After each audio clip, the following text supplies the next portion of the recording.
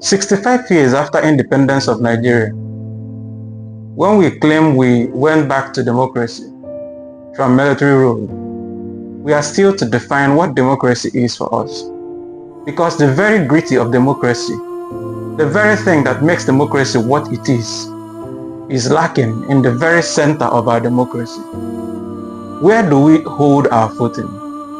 Who do we go to? Where do we run to? Because Nigerians cannot take charge of their government. Democracy they defined is the government of the people, by the people and for the people. Unfortunately, what we practice in Nigeria is either plutocracy, aristocracy, or a kind of feudalism. Welcome to the Diary of a Broken Man, where we dissect political, economic, and social issues concerning our country, Nigeria. Good morning, good afternoon, good evening, depending on where you are watching me from.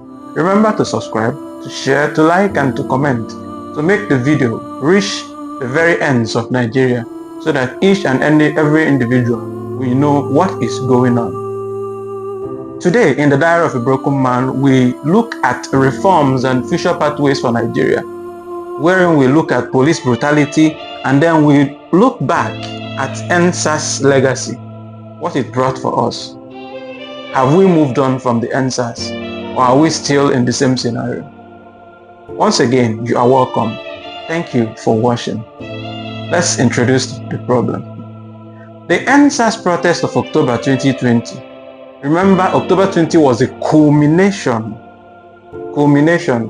Prior to that, people have been protesting in various parts of Nigeria, and then within that period of August, September, October, people grew tired of police brutality. Because at that point, it became a boiling point. That, in fact, for you to be a young person in Nigeria became a crime. For you to live in the student hostels, for you to walk along the road with your earring, or for instance, or to have your Bluetooth headset, or to have dreads, or to even wear good clothes, to use an iPhone, to use laptops, became a problem in Nigeria. The youths were harassed to the extent that some lost their humanity. Then the youths rose up, asking questions. What is happening? We thought the police and the other government agencies, especially security outfits, were to protect us. Unfortunately, they extort and, if possible, maim and kill people. If you are not careful, they take you to the land of no returns. We saw that. We saw plethora of issues like that. And so the youth rose up back in 2020 to say enough is enough. Enough is enough brought the word, the Yoruba word, the very sweet Yoruba word, Sorosoke. So the protest broke out. How it ended was in tears. But that was a defining point of what we call democracy up until then. It defined what we thought was democracy. Because what we thought was brutality, complete mayhem on the youths. We'll go on. So 2020 October marked the culmination, pivotal moment in Nigeria's history. A youth-led demonstration erupted nationwide against systemic public and police brutality, particularly targeting the notorious Special Anti-Robbery Squad, SARS. The movement underscored deep-seated grievances over institutional corruption, impunity, and governance failures, culminating in the Lekki tollgate shooting, a violent crackdown that galvanized global attention. Despite government promises of reform, distrust persists, highlighting the need for sustained structural change. We'll go on. 2020 protests and the government response. The protest itself. The protest sparked by years of Special Anti-Robbery Squad abuses, extortion, torture, extrajudicial killings. The protest mobilized millions through social media, demanding EndSARS and broader accountability. In fact, as before the moment, Sometimes if somebody is arrested and you don't do something about it, you keep looking for the person. They tell you they take him to Abuja, they take him to this way. Before you know it, the person is gone forever. And some of them, maybe they are just coming back from work and they are picked up. Some of them just drinking in a bar, maybe playing snooker or something like that. Then all of a sudden, or maybe watching football matches, they were taken. And nobody saw them again. And so it became a turning point in Nigeria where Nigerians had to ask the questions, what is really happening? What is really happening? Are we living in hell? Or are we living in a country? Now, what's the government action? SARS was disbanded, but unfortunately, instead of removing the very beauty of SARS, they decided to rebrand.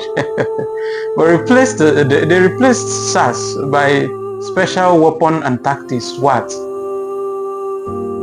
Almost like playing with the intelligence of Nigerians. Now, this was criticized as superficial rebranding. The Loki Toge shooting took place on the 20th of October 2020, where military forces fired on unarmed protesters, which became a symbol of state repression.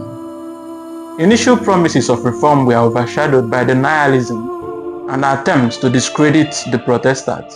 In fact, the government made it like those who said the youths were the enemies of the country, whereas they were demanding for reforms, for a better government.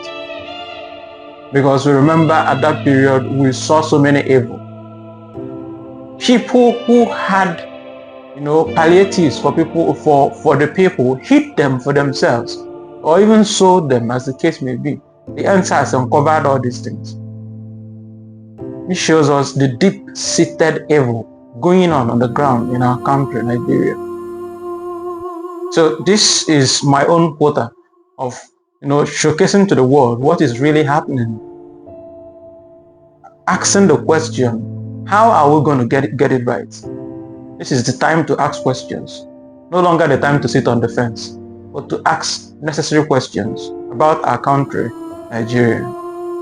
Now, remember the Loki Toge shooting. I will show you the videos. Just watch the videos and see the pictures of what took place at the Loki Toge. iPhone X gone. We ain't robbing, we ain't stealing. What's the issue? Why they killing us for no reason? History books can't wait to tell of the generation that spoke up for justice. Protests with spaces online, hashtag the tweet and hold vigil on trend tables. Some put pen to cardboard, then raise this cause farther than arms can reach. Some sweat in traffic for this reason. Others sacrifice time, resources. We exercise restraint and in the face of conflict, redefine what it means to enforce the law. Some of us have lost lives for the cause, yet we persist in peaceful resistance for the green and white, so that we can all be better. Even after this, the government still denied that nobody was shot. We didn't give, because the question was who gave the order to shoot. And we know the army cannot shoot, or the military cannot shoot if they were not given order to do so from above. Somebody gave the order. Up until today, in 2025, no one knows who gave that order. People are still denying. And some of them who gave the order, or who partook in giving the order, are still in government. No consequences. That is the state of our nation. We go on. Now, they set up a judicial panel and the compensation. Unfortunately, across 28 states, judicial panels were tasked with investigating police brutality and awarding compensations. What is the outcome? Over 2,500 petitions were received nationwide, with panels recommending compensation in hundreds of cases. Example, Lagos confirmed 410 million for 70 victims. Delays. Many states stalled payments due to bureaucratic inefficiency. underfunding, and political reluctance. Only a fraction of the victims received compensation as at 2023. Only a fraction received. People who were first-hand receivers of the brutality of the Nigerian police. Only a few of them received compensation. Accountability gap. Few officers were prosecuted. Only a few. After this whole thing, only a few were prosecuted. Perpetuating a culture of impunity. Now let's talk about ongoing distrust of law enforcement. The root causes, superficial reforms.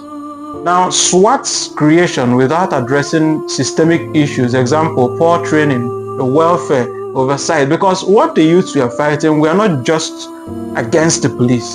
The youths we are even fighting for the police. Because we know that our police in Nigeria were undertreated, they were treated badly, they were underpaid, they were not well trained, and those who are well trained are reserved somewhere else.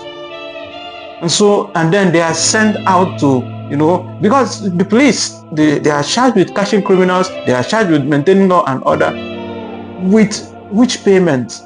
Their salaries are peanuts. How will they feed their families with what they are paid?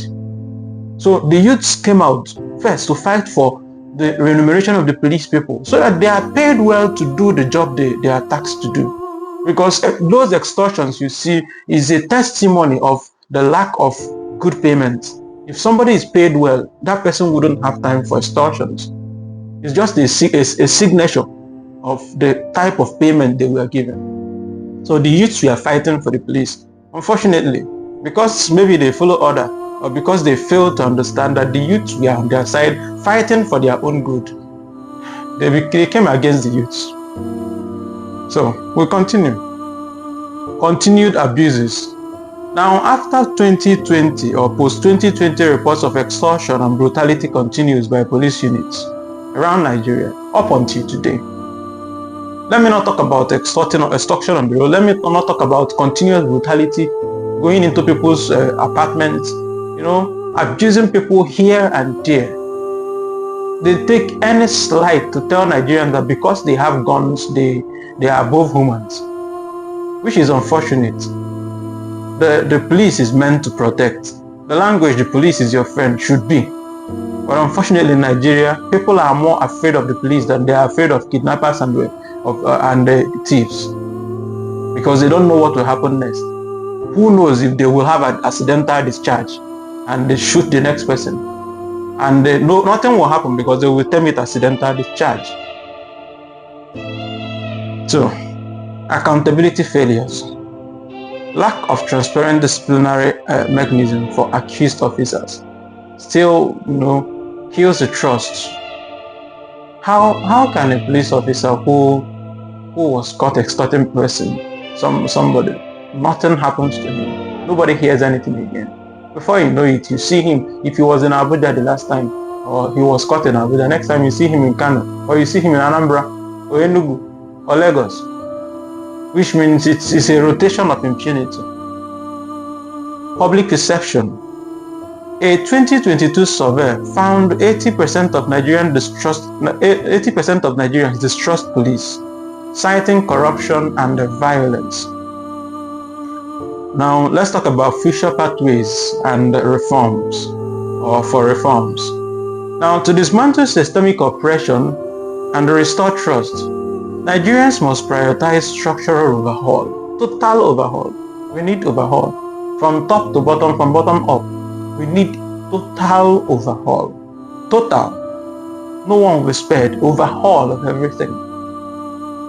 Federal policing reforms. We need to address constitutional constraints by decentralizing policing to allow state levels innovation. While I do not really support state policing, it's because we have seen that even the police people who are assigned as people's security, can do and don't do, even at that level.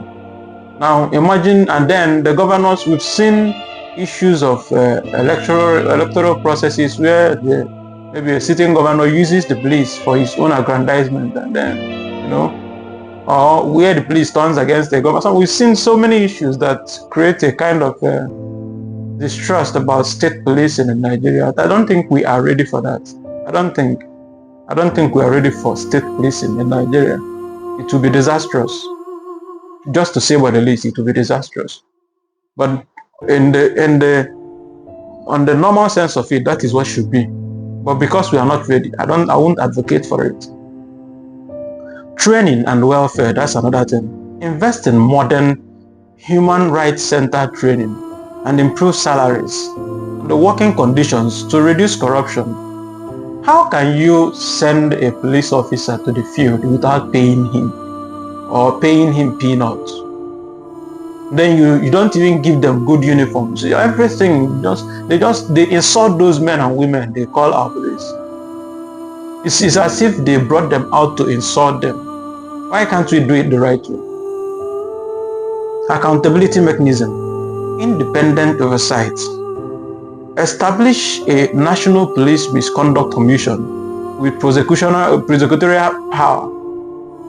Establish an independent, totally independent commission that will oversee police brutality. Any officer reported. Nigerians also need to respect the police.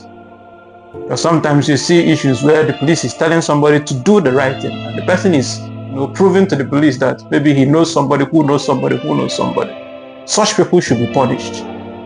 They should learn to respect the law enforcement agencies. Transparent prosecution. Publicize disciplinary actions against abusing officers. True, it should be made public because they have battered the image of Nigerians. So anybody caught in any misconduct should be treated publicly as such. Compensation and justice. Expedite payments to victims using dedicated funds. Implement panel recommendations fully, including prosecuting implicated officers. Let's talk about community policing, which I talked about in my previous video. Community policing fosters a local partnership to rebuild trust with community inputs on policing strategies, because the individuals in the villages, they know themselves very well. They know themselves. Okay? Socio-economic measures. We tackle the root causes like unemployment and inequality, which fuel police corruption. We pay them well, we give them good treatment, then corruption goes. And then every other person, create jobs for the other people who are not police members. So when people have jobs, when people are busy, they are not ready for crime, except people who are totally evil. The average individual wants to be known doing something good for himself. Civil society and international role. Support NGOs monitoring reforms and leverage international bodies. Example, United Nations, African Union for oversight. In conclusion, the EndSARS legacy is a testament for Nigerian youth's resilience, but also a stark reminder of unmet demands. Meaningful reforms require political will, systemic accountability, and societal collaboration. Without addressing the rot within the institution, distrust will endure, risking further cycles of unrest. Nigeria's future hinges on transforming its policing culture from one of fear to one of service. Remember to join me in the comment section. Let's discuss the issue of police. What do you think we can do? How do you think we can remedy the police issue in Nigeria or the policing issue in Nigeria? Return our police to servicemen, not people to be feared. Police should be our friend. Police should be our go-to place. When you have problem in the Western world, Asia, when people have problem, their last resort is the police. But in Nigeria, even the individual is afraid to go to the police. And then sometimes people use the police to their own aggrandizement. Join me in the comment section. Let's discuss these issues. Okay? Remember to subscribe, to like, to share, and to comment. And I will see you on the next one. Cheers.